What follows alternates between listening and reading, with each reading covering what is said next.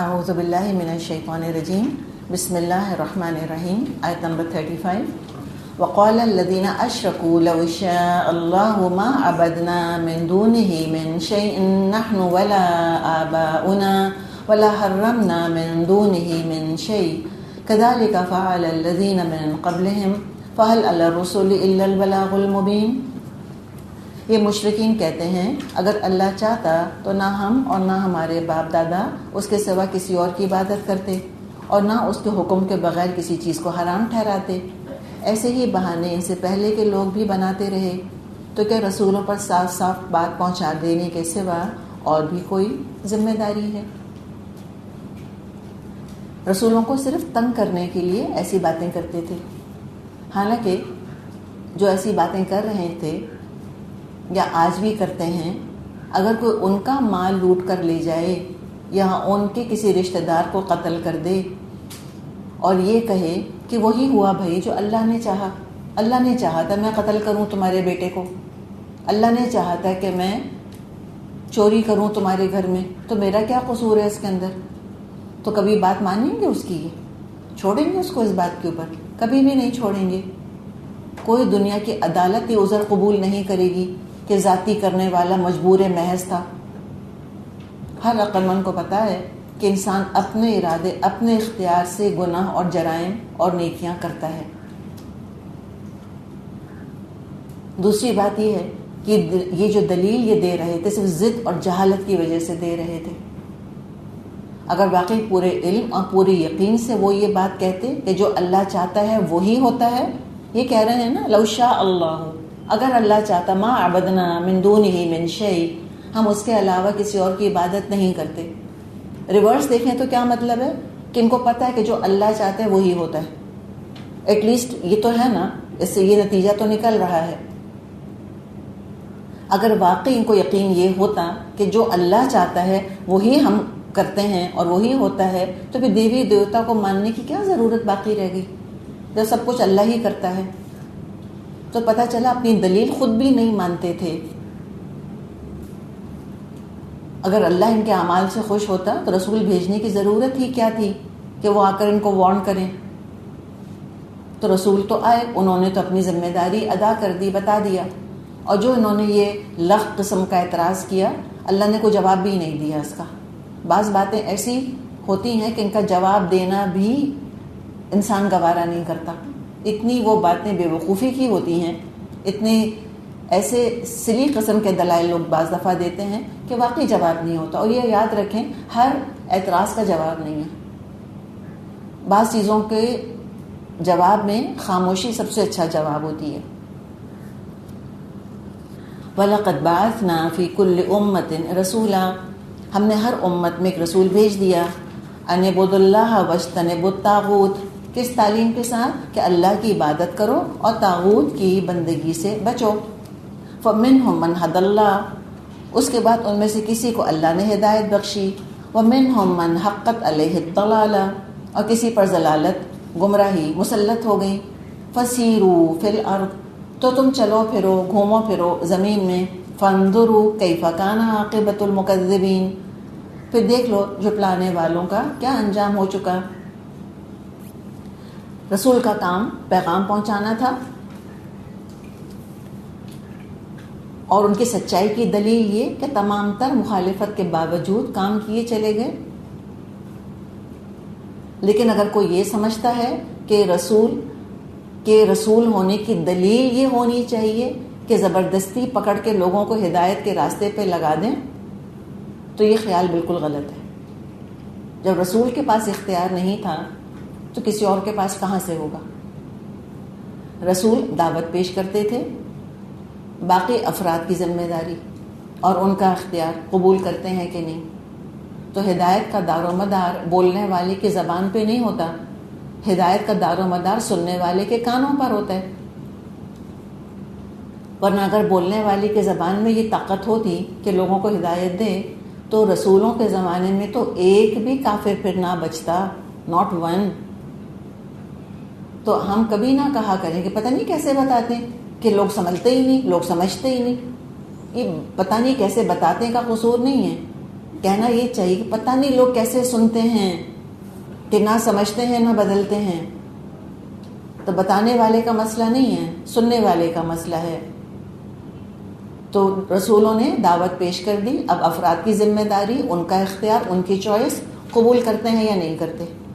بہت سی قومیں شیطان کے پیچھے چل پڑیں اور شیطان ہی کے انجام کو پہنچیں گی، جہنم میں جائیں گی. تو قرآن کے اینک اگر لگا کر دیکھے انسان تو واقعی انسانی تاریخ میں اس کو بڑی بڑی عبرتناک داستانیں ملتی ہیں. اپنی رہنمائی کے لیے بہت سی اس کو نشانیاں اور علامتیں نظر آ جاتی ہیں. تو ضرور تباہ شدہ قوموں کے بارے میں پڑھنا چاہیے، دیکھنا چاہیے کہ جھٹلانے والوں کا کتنا اللہ تعالیٰ نے خوفناک انجام کیا. اب نبی اکرم صلی اللہ علیہ وسلم سے خطاب ہے، اس لیے کہ آپ صلی اللہ علیہ وسلم بہت زیادہ اپنی قوم سے محبت کرتے تھے. اور جب یہ پچھلی قوموں کی تباہی کے قصے قرآن میں نازل ہوتے تھے آپ کا دل بہت ڈرتا تھا، بہت دکھتا تھا. آپ چاہتے تھے میری قوم پر عذاب نہ آئے. تو اب ان کو تسلی دی جا رہی ہے، ان تحرص علی ہداہم فإن اللہ لا یہدی من یضل وما لهم من ناصرین. اے محمد صلی اللہ علیہ وسلم، آپ چاہے ان کی ہدایت کے لیے کتنے ہی حریص کیوں نہ ہوں، مگر اللہ جس کو بھٹکا دیتا ہے پھر اس کو ہدایت نہیں دیا کرتا، اور اس طرح کے لوگوں کی مدد نہیں کوئی بھی کر سکتا. تو رسول کا خلوص، ان کی احساس ذمہ داری جھلک رہی ہے کہ وہ کتنا سنسیئر تھے اپنی قوم کے ساتھ. اور جس رب نے ذمہ داری ڈالی تھی، جس رب نے ان کو رسول بنایا تھا، جس رب نے ان پر قرآن نازل کیا تھا، وہ تسلی دے رہا ہے کہ اے نبی، بھٹکنے والوں پر کسی کا کوئی زور نہیں. آپ اپنے آپ کو اتنا ہلکان، اتنا پریشان مت کیجیے. لاکھ چاہنے کے باوجود کوئی ان کی مدد نہیں کر سکتا. کیوں؟ اس لیے کہ اللہ کے قانون ہدایت اور گمراہی کی زد میں آ چکے ہیں. اور یہ ہم اس قانون کا ذکر کرتے رہتے ہیں، اللہ کا قانون ہے ہدایت کا اور گمراہی کا. جیسے اللہ تعالیٰ نے فزیکل لاز بنائے ہیں، یونیورسل کانسٹنٹس بنائے ہیں، ایسے اللہ تعالیٰ نے مورل لاز بنائے ہیں. ایسے ہی گائیڈنس اور مس گائیڈنس کے اللہ تعالیٰ نے لاز بنائے ہیں، وہ آپریٹ کرتے ہیں. تو جو گریوٹی کو نہیں مانے گا اور کسی بلڈنگ کے اوپر چڑھ کے چھلانگ مارے گا، آبویسلی ہلاک ہوگا. یہ لا تو سب مانتے ہیں، فزیکل لا ہے نا، دیکھا سنا جاتا ہے اور پروف کیا جا سکتا ہے. مورل لاز بیسکلی وہ اس طرح سے ثابت نہیں کیے جا سکتے. قرآن ہمیں بتاتا ہے کہ جو خود نہیں چاہتا ہدایت، اس کو کوئی دنیا کی طاقت ہدایت نہیں دے سکتی. وَأَقْسَمُوا بِاللَّهِ جَهْدَ أَيْمَانِهِمْ لَا يَبْعَثُ اللَّهُ مَن يَمُوتُ بَلَىٰ وَعْدًا عَلَيْهِ حَقًّا وَلَكِنَّ أَكْثَرَ النَّاسِ لَا يَعْلَمُونَ. یہ لوگ اللہ کے نام سے کڑی کڑی قسمیں کھا کر کہتے ہیں اللہ کسی مرنے والے کو پھر سے زندہ کر کے نہیں اٹھائے گا. اٹھائے گا کیوں نہیں؟ یہ تو ایک وعدہ ہے جس کو پورا کرنا اس نے اپنے اوپر واجب کر لیا ہے، لیکن اکثر لوگ جانتے نہیں. اچھا، اب یہ اقسموا باللہ، یہ کون ہے قسمیں کھانے والے؟ یہ ہیں سردار، لیڈرز. جو سردار ہوتے تھے، جو مذہبی رہنما ہوا کرتے تھے، وہ عوام کی برین واشنگ کرتے تھے کہ دیکھو محمد جو کہہ رہے ہیں صلی اللہ علیہ وسلم، یہ غلط کہہ رہے ہیں، ہرگز کوئی دوبارہ اٹھایا نہیں جائے گا. یعنی اللہ کا نام تو لیتے تھے. ہم جانتے ہیں کہ مشرکین عرب اللہ کو مانتے تھے، ظاہر بیت اللہ کے متولی بنے بیٹھے تھے، تو کیسے نہیں مانتے اللہ کو؟ اللہ کو مانتے تھے، تعظیم کرتے تھے، اللہ کا نام لیتے تھے، اللہ کی عزت کرتے تھے، لیکن اللہ کی قدرت کا انکار کر دیتے تھے کہ اللہ بڑا تو ہے لیکن بالکل بے بس ہے، لاچار ہے، دوبارہ نہیں بنا سکتا، وہ کسی کو دوبارہ مرے کو زندہ نہیں کر سکتا. تو جواب دیا، یہ تو اللہ نے اپنے اوپر لازم کر لیا ہے. نہ صرف پاسبل ہے بلکہ انکمبنٹ ہے، نہ صرف ممکن ہے بلکہ لازم ہے. تو ممکن کی بات کر رہے ہو، ممکن میں تو چانس ہوتا ہے نا، ہو یا نہ ہو، پروبیبلٹی ہوتی ہے. اس میں کوئی پروبیبلٹی نہیں ہے، اٹس ایبسلیوٹلی سرٹن، 110% اللہ تعالیٰ اٹھائے گا ان کو. اس نے خود اپنے اوپر لازم کر لیا اس کو. تو علم کی کمی اور ضد، دیکھیں تکبر، ضد اور علم کی کمی بڑا لیتھل کمبینیشن ہے. لوگ اتنے غلط اور خطرناک اندازے لگاتے ہیں آخرت کے بارے میں جو کہ ان کو تباہ کر دیتا ہے. مرنے کے بعد جزائے اعمال کے لیے اللہ اٹھائے گا اور پتہ چل جائے گا کہ جھوٹی قسمیں کھا رہے تھے. اقسم باللہ، دیکھیں اللہ کی قسم کھا کر جھوٹ بول رہے ہیں، قسم اللہ کی کھا رہے ہیں اور اللہ کو اتنا کمزور، اتنا معذور سمجھ رہے ہیں کہ لا یبعث اللہ من یموت، اللہ نہیں اٹھائے گا اس کو جو کہ مر چکے. تو کہا کیوں نہیں اٹھائے گا؟ وعدن علیہ حقاً، اللہ کے ذمے پکا وعدہ ہے، لیکن اکثر لوگ جانتے ہی نہیں. اور حقیقت ہے واقعی لا علمی جو ہے وہ بہت لوگوں کو نقصان دیتی ہے. لِيُبَيِّنَ لَهُمُ الَّذِي يَخْتَلِفُونَ فِيهِ وَلِيَعْلَمَ الَّذِينَ كَفَرُوا أَنَّهُمْ كَانُوا كَاذِبِينَ. اور ایسا ہونا اس لیے ضروری ہے کہ اللہ تعالیٰ ان کے سامنے اس حقیقت کو کھول دے جس کے بارے میں اختلاف کر رہے ہیں، اور منکرین حق کو معلوم ہو جائے کہ وہ جھوٹے تھے. تو یہ بات ان کو پتہ چل جائے گی کہ واقعی جو بولا تھا ہم نے جھوٹ بولا تھا.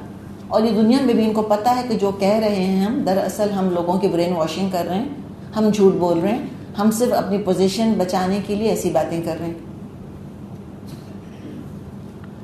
انما قولنا لشیء اذا اردناه ان نقول له کن فیکون. رہا اس بات کا امکان تو ہمیں کسی چیز کو وجود میں لانے کے لیے اس سے زیادہ کچھ نہیں کرنا ہوتا کہ اس کو حکم دیں ہو جا، اور بس وہ ہو جاتی ہے. اب جہاں تک پروسیس کا تعلق ہے کہ بھئی مردوں کو زندہ کیسے کرے گا اللہ تعالیٰ، تو کہا کہ بھئی اس بات کی تم فکر نہیں کرو، it's none of your business. بس اللہ کے حکم کی دیر ہے.